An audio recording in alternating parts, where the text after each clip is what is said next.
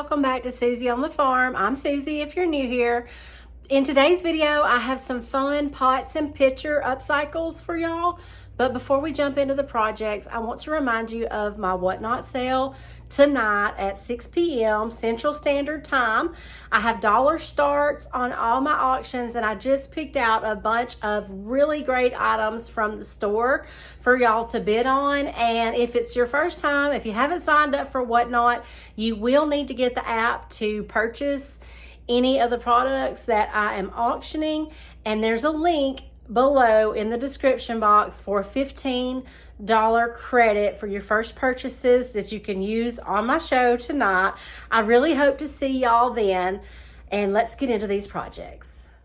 So I went into my stash and I picked out 5 different pots and pitchers that I had thrifted, or these little hot chocolate pitchers I have had in the store and online for a while.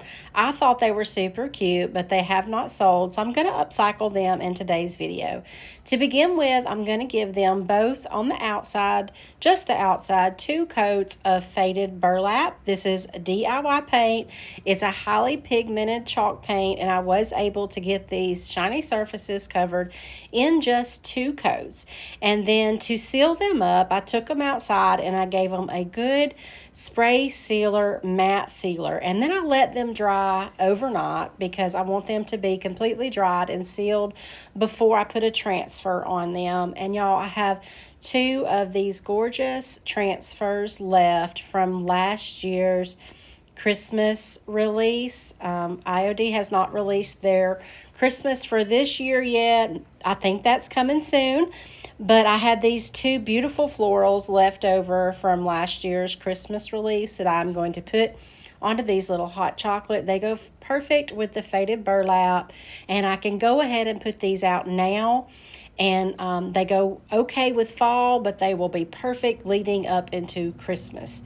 And now to put transfers on a rounded surface like this, you either want to start on one side or you want to start in the middle. You can't go all over or you'll have a bunch of where they overlap. So you want to be really careful. You basically just want to go really slow. I have this sped up to 2, and I'm pretty good at it because I've done a lot of transfers on rounded surfaces. But after you practice it for a little while, it's really easy. I just do a little area at a time. I make sure that that part is released, and I just keep the transfer laid down in the same area and until I get it all transferred off using the tool that comes with the transfer. And then once I have both the transfers on, I'll use the plastic backing, rub over them really good, and this is called burnishing. It just makes sure that all those edges are sealed down good and it is applied good to your surface. I did seal these with a white wax off camera. You really couldn't see it much, but it just softened that paint up just a little bit, and I think these turned out so beautiful. They're going to be perfect in some Christmas decor.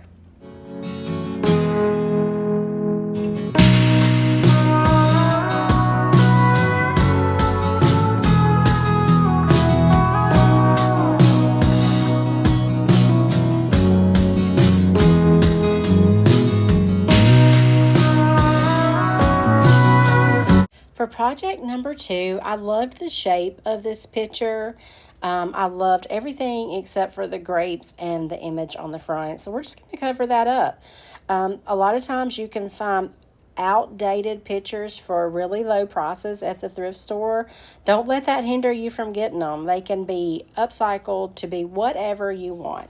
So I'm going to use one of the frames mold on this. I am going to use IOD air dry clay, and I have dusted the mold with some cornstarch, and I do not have this sped up. I wanted to show you guys how easy it is and how quick it can be to make a mold with clay. This is not sped up at all. This is real time, what it takes to make a mold out of clay. So I've got the back all smooth, and I use that micro rim and my thumb just to get off any of the excess clay, and it comes right out. And to glue it onto the picture, I am going to use my trusty Tight Bond glue. I'm going to spread it around with my fingers, and I don't think I quite have enough on there, so I need a little bit more. And then I'm going to place it where I want it on the picture and use my fingers to gently push down all the edges so the glue makes contact, but you don't want to push hard because you do not want to mess up all that beautiful detail in this frame's mold. And then I'm going to put this aside and I'm going to let it sit overnight while it dries. So it's the next morning now, and my mold is completely dry and the glue is completely set up. It is on this picture. I'm going to be painting this with 2 coats of Carriage House. This is a fusion color. This fusion's an all-in-one, so I will not have to seal this once I'm done. At first, I was carefully going around the gold, but then I decided it didn't really matter with what I was going to do there. And I am going to decoupage onto the mold. So I didn't need to cover the center, and I will go back and fill that in with some white paint. Now, I had some trouble choosing a mold. This little owl with the crown was in Royce's paper that was in Sonnet's Maker's Box. So this one, it was Autumn Masterboard, I think, but he didn't quite fit. It cut a lot of him off. And then this owl was in last year's Christmas Masterboard. For some reason, I'm thinking owl on this picture, but he was just too mad looking. And then this one was in the Christmas Postage, the one that was just released. It's Mother Mary and Jesus, and it was beautiful, but I'd already painted this green. I didn't feel like the black and white image went with the green, so I decided to go with this owl and just do his bust basically, and that crown is what got me. So I think he's perfect. So I'm using my fingernail to get the exact measurements of the inside of that mold, and then I'm just cutting around it, and then I'm just going to use some liquid patina because I have it right here on a brush, and I am going to decoupage him on there and let that dry.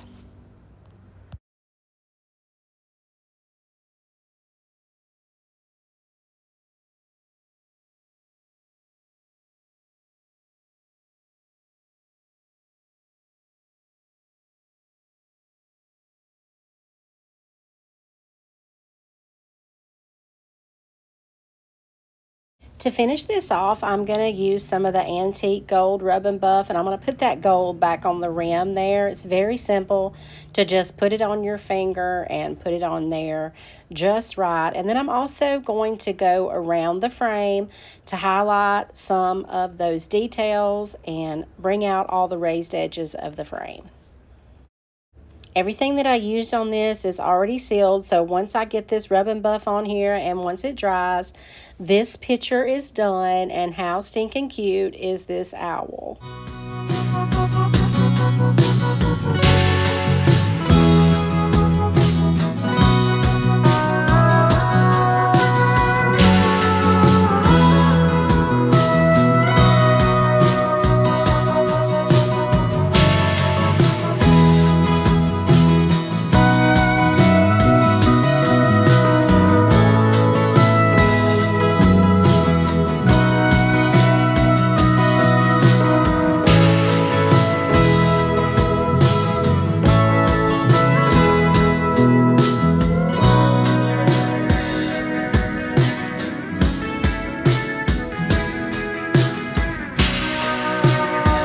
Okay, so project number 3 may be my favorite, but it was definitely the easiest. I picked up this ceramic pitcher. I love the color of it. I love the glossy white on it, but I've just felt like it was a bit too plain, and I'm getting quite a collection of blue and white china, and I wanted this to match. Now, this little transfer came from the Fairy Tale Florals transfer book, and I do have these in stock on my website, susieonthefarm.com. And this is another rounded surface that I'm putting quite a large transfer on, so I am being very careful. And for this one, I'm starting in the center and working my way out through each side, just slowly going, doing little bits at a time until I get it all released.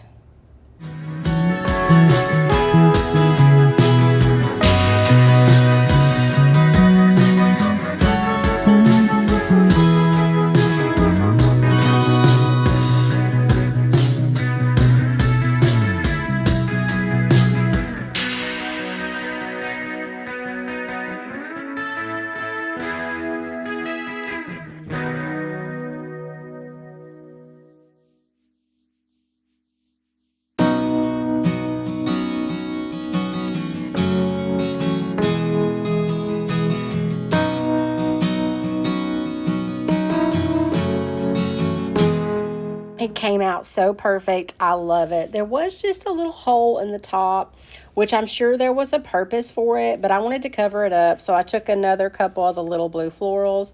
And then since this was glossy, I used Big Top, and you cannot even tell the sheen has changed from when I sealed in that transfer, and I love it, y'all. Like I said, this one may be my favorite, but it's a tie for the fourth one we have coming up next.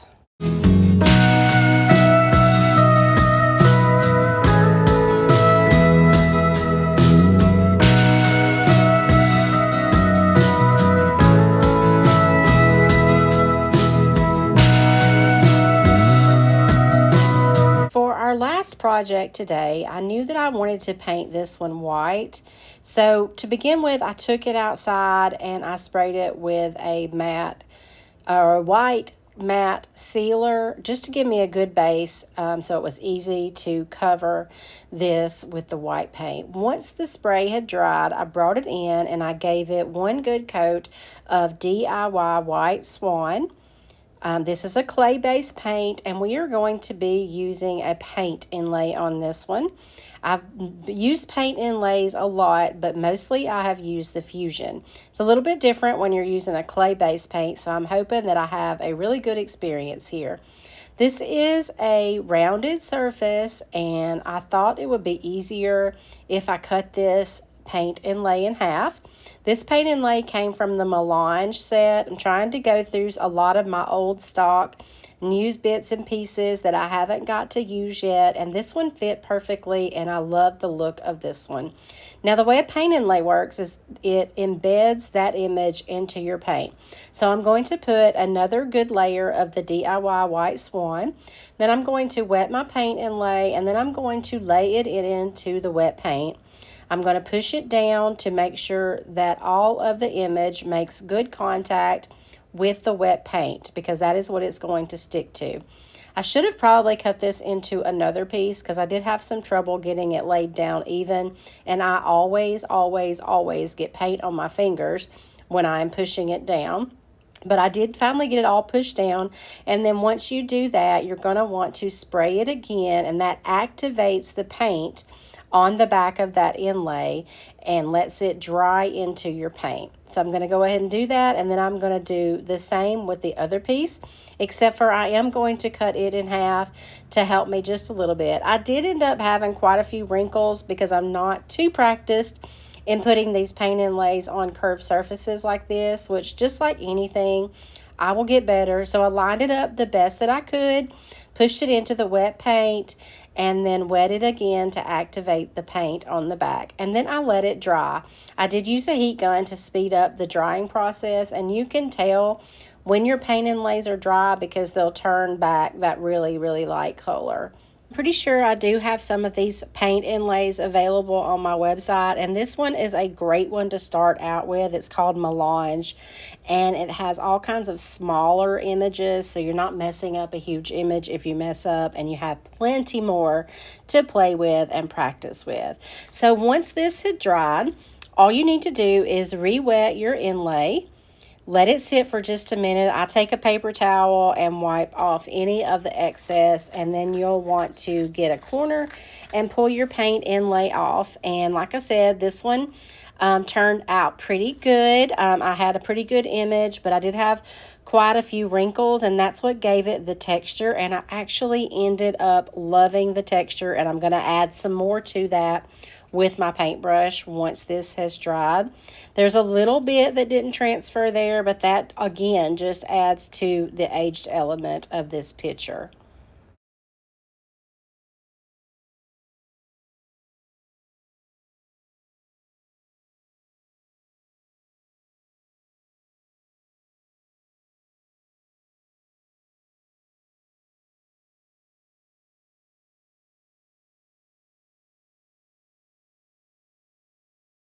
So next I am going to take my paintbrush and add just a little bit more of that texture. I didn't get a lot of filming of it, but I just put a little bit of paint on my brush and dabbed into different areas on the picture. And then I spray sealed this one, and y'all, I love it. I think it is so beautiful and such a great improvement over how it was before I started. So hope y'all have enjoyed this video and all these pots and pitcher makeovers. I hope that I have inspired you to go through your stash, get out something and make it beautiful. And if you need any products, they're all available on my website, susieonthefarm.com, and I'll put a list of everything that I used in this video if you're wanting to do something like I have done here. Don't forget about my Whatnot show tonight at 6. I'm really nervous, but yet really excited, and I hope to see y'all there. And I'll be back here next Wednesday night at 6 p.m. Central Standard Time. Thank y'all so much for watching Susie on the Farm, and I appreciate y'all so much.